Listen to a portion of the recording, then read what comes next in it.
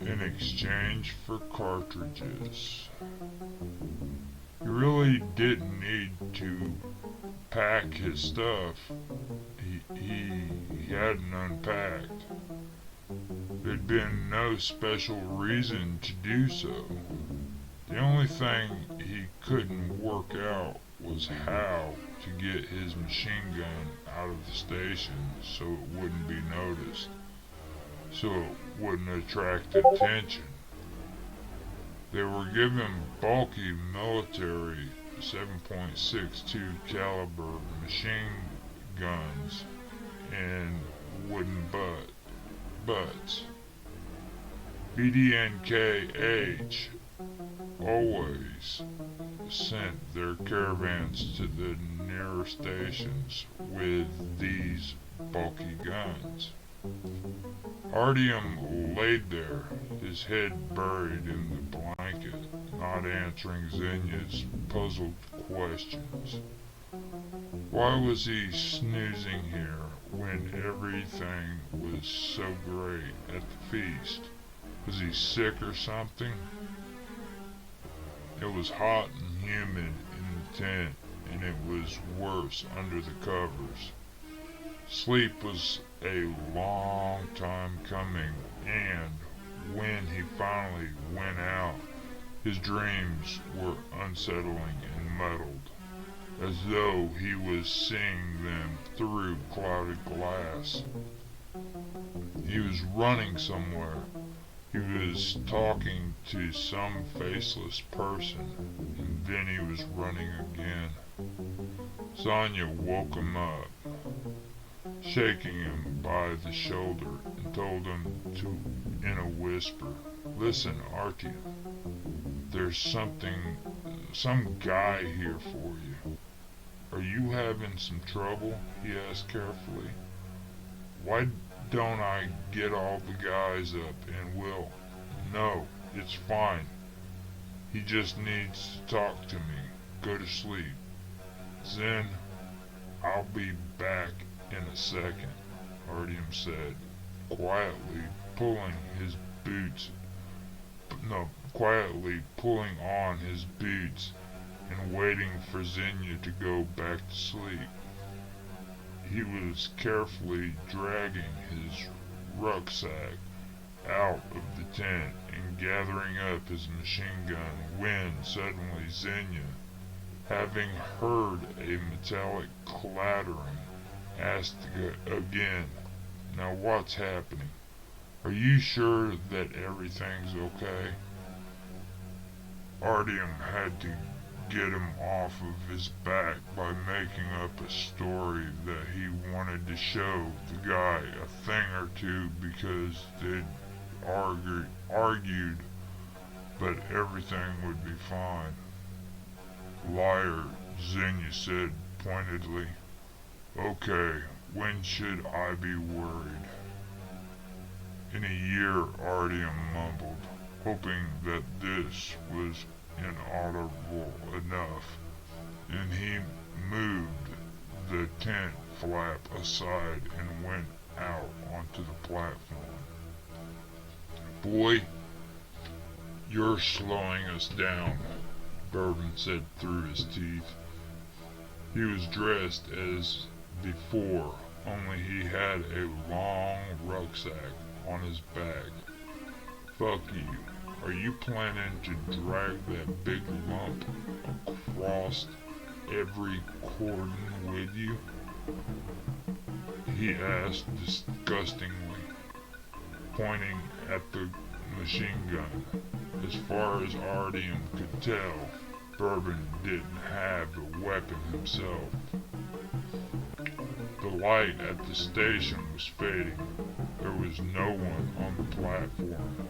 Everyone had gone to sleep, exhausted from the feast. Artyom tried to walk faster, worried all the time that he would bump into someone from his group. But at the entrance of the tunnel, Bourbon trapped him and told him to slow his pace. The patrolman in the passage noticed them and asked them from afar where they were planning to go in the middle of the night. Bourbon addressed one of them by name and explained that they had some business to attend to. Listen carefully, he said to Artyom, and turning on his flashlight. Now there'll be guards at the 100th and the 200th meter lines, so you just keep quiet above all. I will figure it out with them. Shame that you have a kalish that's as old as my grandma. You won't hide that thing. Where'd you dig up such a piece of crap? Everything went smoothly at the 100th meter. There was a small fire dying out, and two people were sitting next to it, dressed in camouflage. One of them was snoozing, and the second one shook Bourbon's hand like a friend. Business, I see, he said with a mischievous smile. Bourbon didn't say a word before the 250th meter. He just silently marched forward. He seemed sort of angry and unpleasant at Artyom, and Artyom was starting to regret that he'd come with him. He stepped away from Bourbon and checked to see that his machine gun was in order. Then he put his finger on the trigger. There was some delay at the last guard post. Bourbon either didn't know them at all, or know them well, or they knew him too well. The main guy took him off to the side, putting his rucksack by the fire, and asked him a lot of questions. Artyom, feeling pretty foolish, stayed by the fire and sparingly answered the questions of the duty officer. They were obviously bored and had nothing better to do. Artyom knew for himself that if the duty officer was chatty, then everything was fine at the post. If something strange had happened there recently, if something had crawled out of the depths, or something had tried to break through from the south, or they'd heard a suspicious sound, they would be crowded around the fire silently, saying nothing, tense, and they wouldn't have their eyes off the tunnel. It looked as though everything had been quiet and that they could get at least to Prospect Mur without worry. You're not from around here, I guess. From Alexeyevskaya, or what? The duty officer was trying to elicit information from Artyom and looking at him right in the face. Artyom, remembering that Bourbon had ordered him to stay quiet and to talk to no one, muttered something that could have been interpreted in several ways.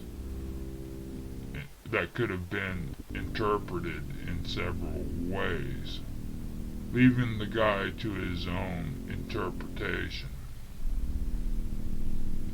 The duty officer, having given up on getting an answer from him, turned to his mate and started discussing a story told by some guy called Mikhail, who had been trading at Prospect Mur a few days ago and had some trouble with the station's administration. Satisfied that they'd given up on him, Artyom sat at the fire and looked at the southern tunnel through the flames. It looked like the same wide and endless tunnel as they had in the northerly direction at VDNKH, where Artyom had not so long ago sat by a fire at the 450th meter. By the looks of it, it wasn't different at all, but there was something about it, a particular smell brought up by the tunnel's vents, or was it a particular mood, an aura that belonged only to this tunnel and gave it an individuality, made it dissimilar to all the rest. Artyom remembered his stepfather saying that there weren't two tunnels alike in the metro. Such supersensitivity had developed over many years of trips, and not many had it. His stepfather called it listening to the tunnel, and he had such a sense of hearing that he was proud of it, and often admitted to Artyom that he had survived many adventures thanks to this sense. Many others, despite their many travels in the metro, had no such thing. Some people developed unexplicable fear. Some heard sounds, voices, and slowly lost their minds. But everyone agreed on one thing. Even when there was a soul in a tunnel, it was still not empty. Or even when there wasn't a soul in the tunnel, it was still not empty.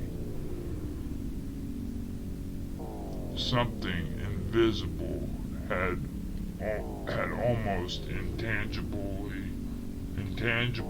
slowly and viciously dropped onto them, filling them with this being, almost like it was a heavy, cold blood in the veins of a stone leviathan. And now the duty officer's conversation was fading into the background as he tried in vain to see something in the darkness that was swiftly thickening about 10 paces from the fire. Artyom started to understand what his stepfather meant when he would tell him about the filling of the tunnel. Artyom knew that beyond the indistinct boundary marked by the flames of the fire were crimson light mixed in shivering shadows. There were more people, other people, but in that moment he couldn't quite believe it. It seemed that life stopped 10 paces beyond the firelight, and that there was nothing in front of him, only dead black emptiness that answered a shout with the deception of a dull echo.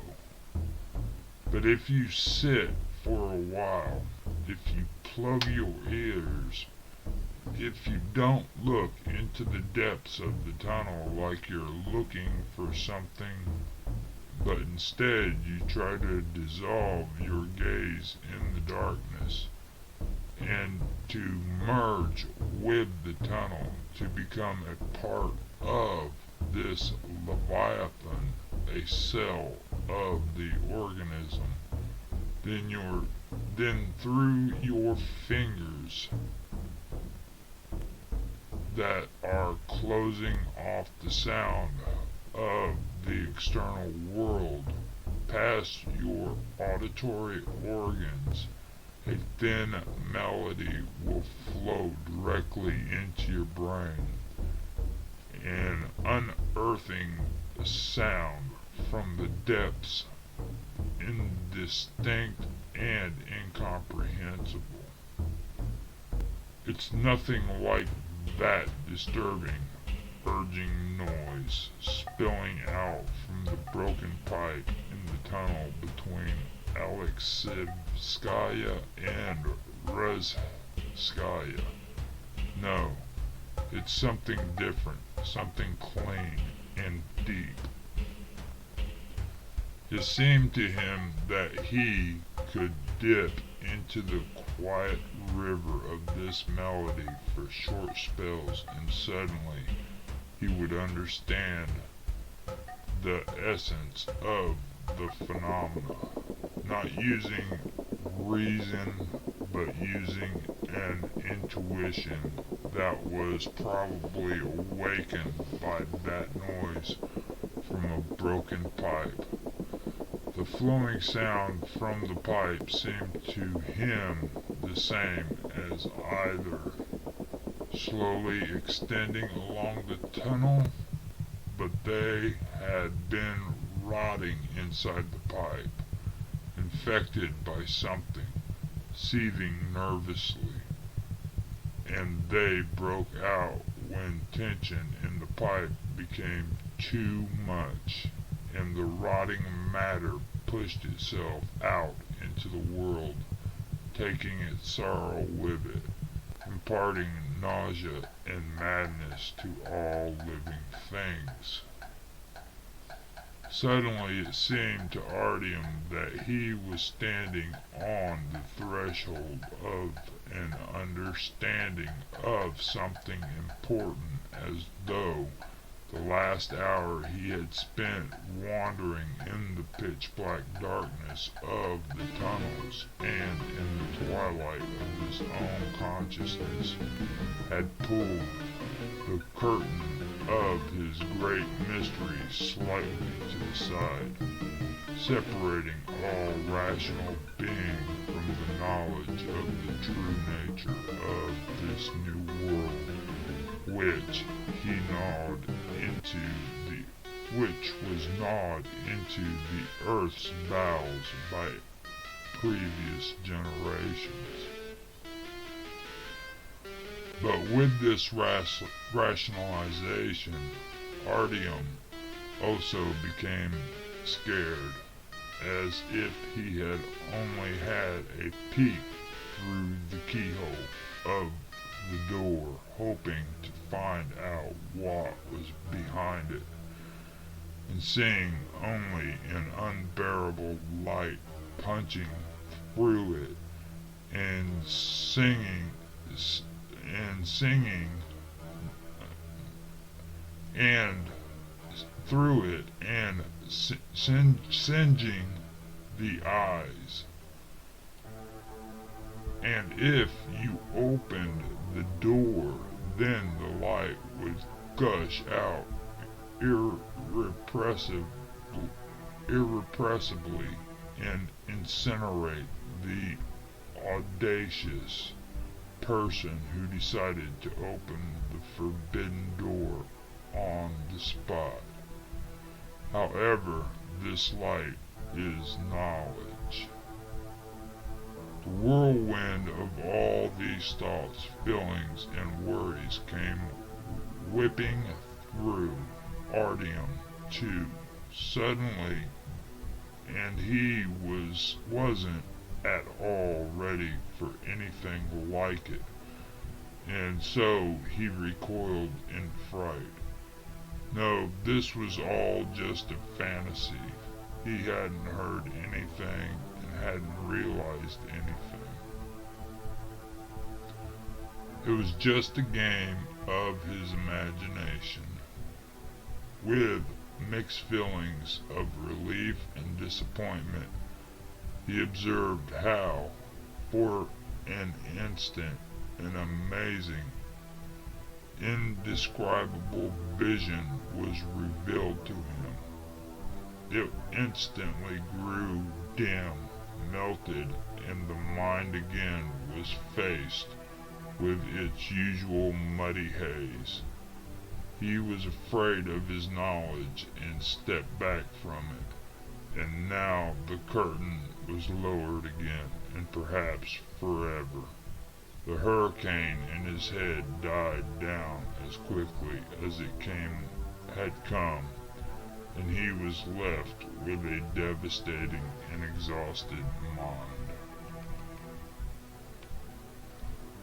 Artyom had shaken and sat, trying to understand everything, where his fantasy ended and where reality began, wondering if any of these sensations might be real after all.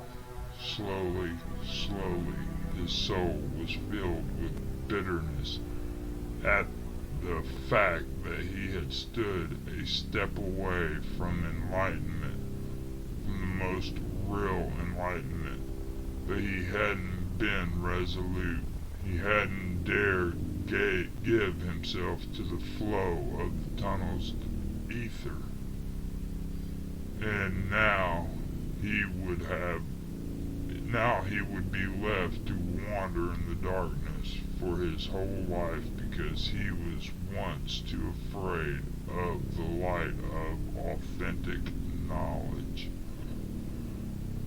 But what is knowledge? He asked himself again and again, trying to give value to the thing that he had just refused in a hurry and cowardly manner. Sunk in his thoughts, he didn't notice that he had said these words aloud a few times. Knowledge, my friend, is light, and non-knowledge is darkness. One of the duty officers explained to him eagerly. Right. He merely winked at his friends. Artyom was dumbstruck and stared at the guy and sat like that for a while until Bourbon returned and got him up and said goodbye to the officers, saying that he had been detained and that they were in a hurry. Watch it, the commander of the post said to him threateningly. I'm letting you leave here with a weapon. He waved a hand at Artyom's machine gun. But you won't be coming back through with it. I have clear instructions of that. I told you, you blockhead, Bourbon hissed at Artyom in irritation after they had hastily walked away from the fire. So you can do what you want on the way back, but you'll get a fire. But I'll get a fire. But you'll get a fire. I don't care. I just know it. I know that this won't happen. Fuck you. Artyom said nothing, almost not hearing Bourbon chiding him. Instead, he suddenly remembered what his stepfather said that time when he was explaining about the uniqueness of every tunnel, that each one has its own melody and that you can learn to hear it. His stepfather probably wanted simply to express his thought beautifully, but remembering what he felt sitting at the fire moments ago, Artyom thought that he had heard just such a melody. What he was listening to, really listening to and hearing, was a melody of the tunnel. However, the memory of what happened quickly faded, and half an hour later, Artyom could not be sure that it had all really happened, and that he hadn't imagined it. that it wasn't air blown about by the plane flames. Okay, you probably don't do it on purpose. You've just got shit for brains, Bourbon said in a consolation. If I'm not very nice to you, I'm sorry. This is stressful work. But okay, seems we got out, so that's good. Now we have to trudge to Prospect Myrrh without being stopped. There, there we can like relax. If everything is quiet, then it won't take much time. But beyond that, there's a problem. So it's okay that we're just walking along like this. I mean, that when we go in a caravan from VDNKH, if there's any less than 3 people, then we don't leave. You need a rear guard, and basically, Artyom said, looking behind him. Well, there are pauses, of course, to going in care there, but there are pluses. Artyom said, looking behind him. Well, there are pluses, of course, in going in caravans with a rear guard and all that, Bourbon started to explain. But listen here, there's a concrete minus to that too. I used to be afraid and forgot 3 people. We used to not go anywhere without at least 5 people. You think it helped? Doesn't help in the least. Once we were moving a cargo, and so we had protection. 2 in front, 3 in the middle, and a rear guard. Everything as it should be. We were going from Tretyakovskaya to what's it called? Used to be called Marxistskaya. The tunnel was okay, but something about it I didn't like straight away. A certain decaying. And there was a fog. You couldn't see for shit, not 5 paces ahead, and the flashlights didn't help much. But we decided to tie a rope to the rear guard's belt, drawn from the belt of one of the guys in the middle and up to the commander at the head of the group. So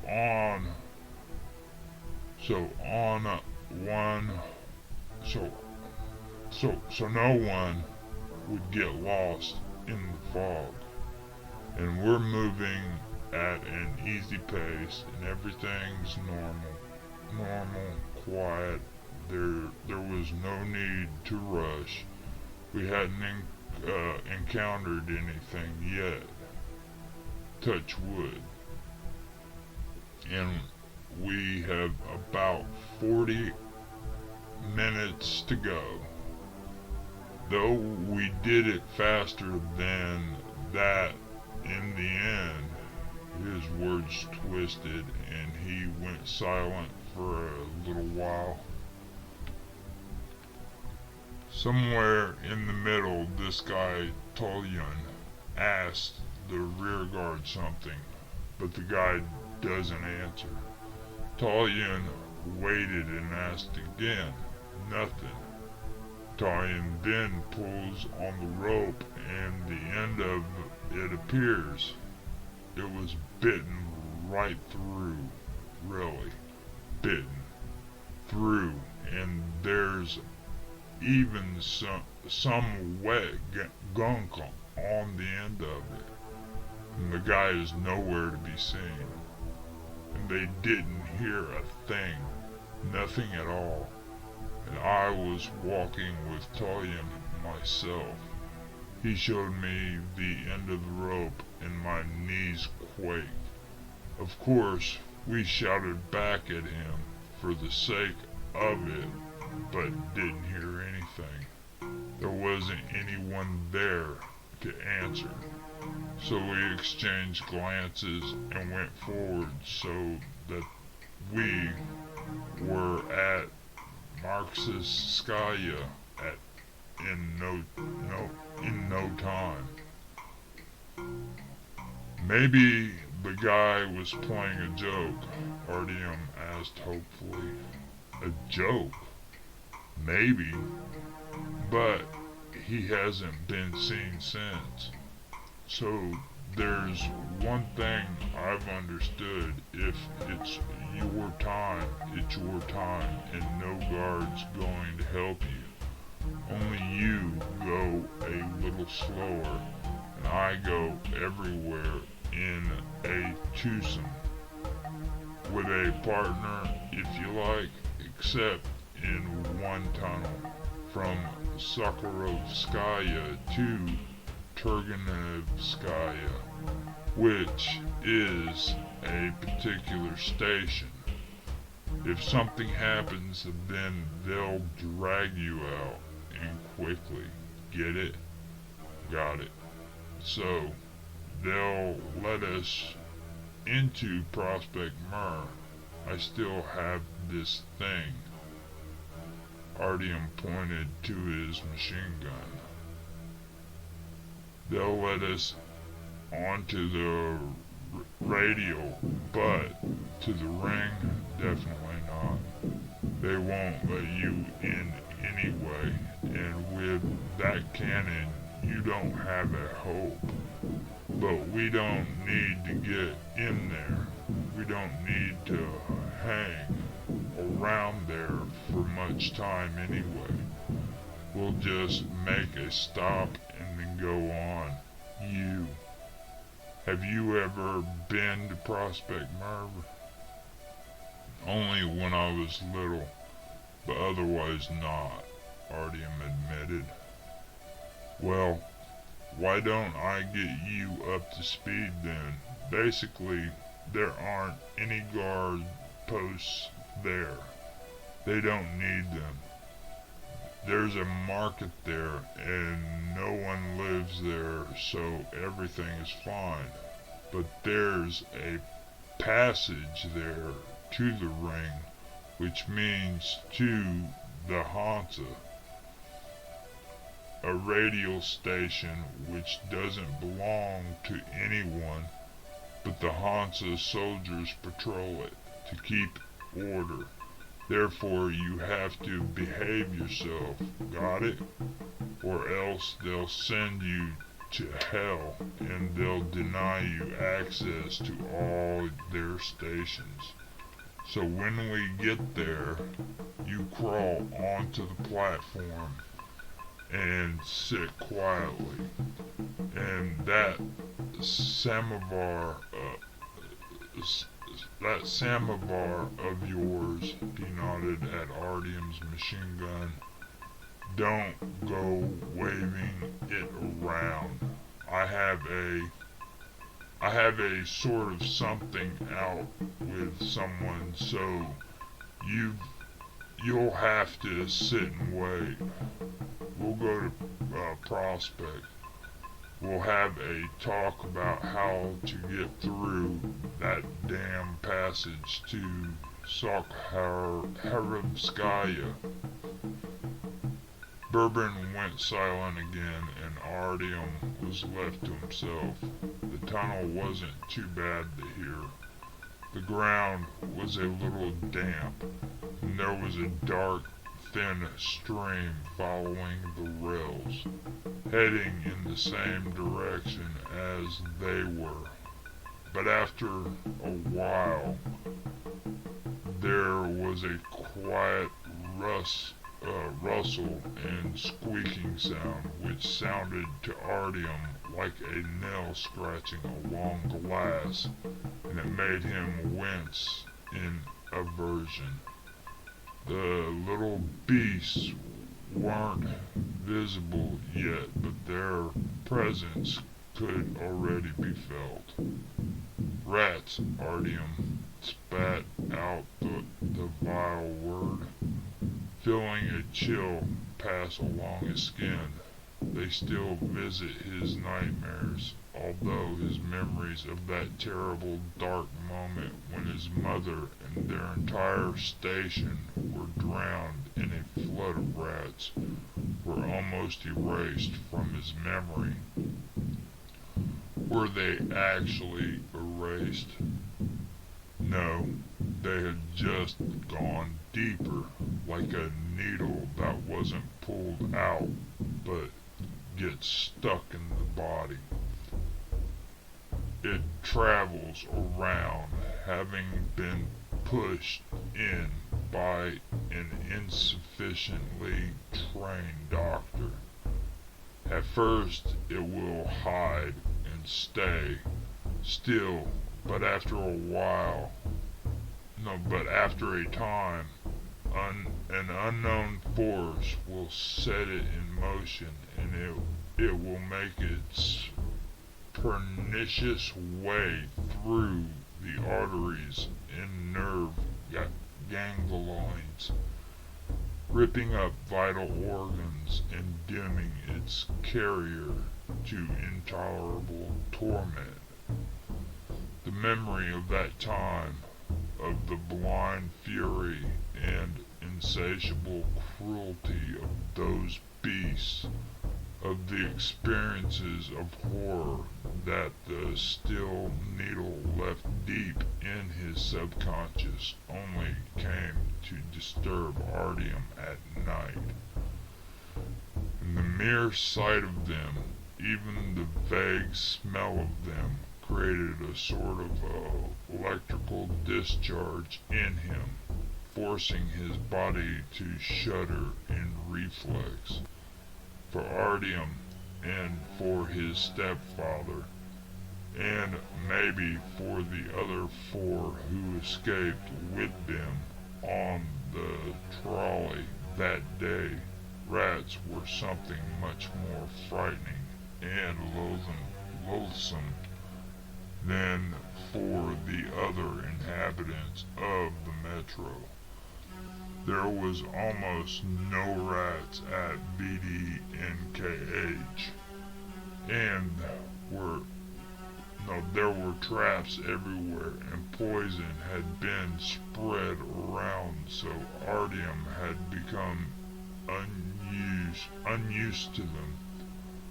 But they swarmed through the rest of the metro, and he'd forgotten about that, or rather avoided thinking about it when he had taken the decision to go on this journey.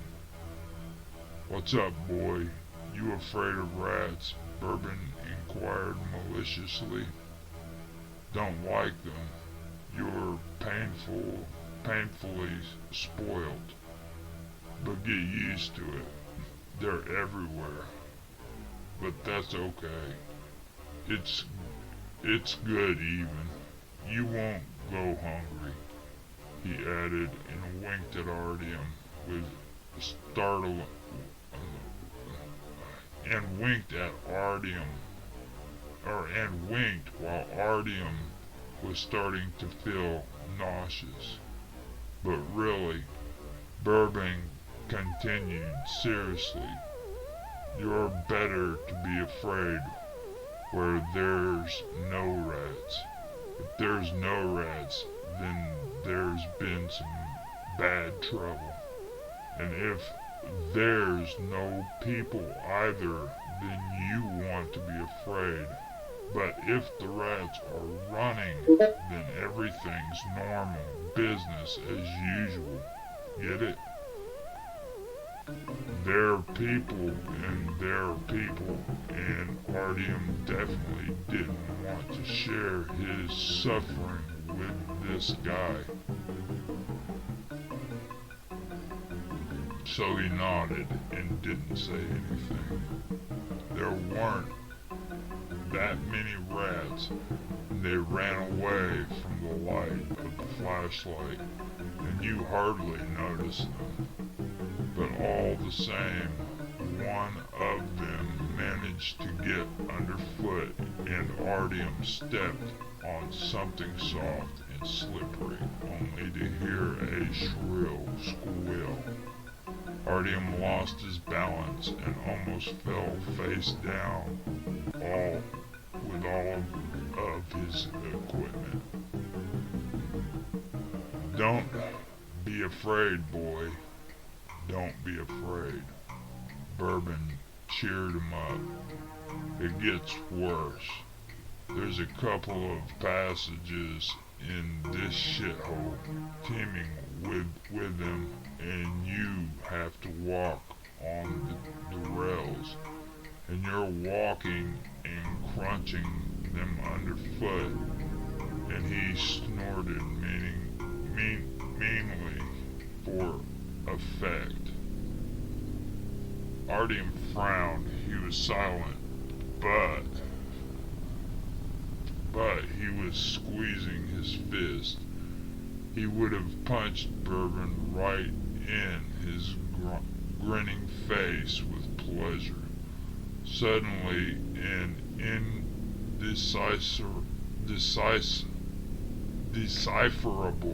indecipherable din came from far off, and Artyom immediately forgot the insult and clasped the handle of his automatic weapon and looked at Bourbon questioningly.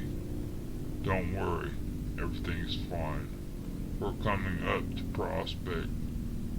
Bourbon reassured him and patted him patronizingly on the shoulder. Even though he'd warned Artyom that there was no guard post at Prospect Mur, this was all very unusual for Artyom to just go straight into another station without first seeing the weak light of a fire designating the border without any obstacles along the way. When they got to the tunnel's exit, the din got louder and a glow of light became noticeable.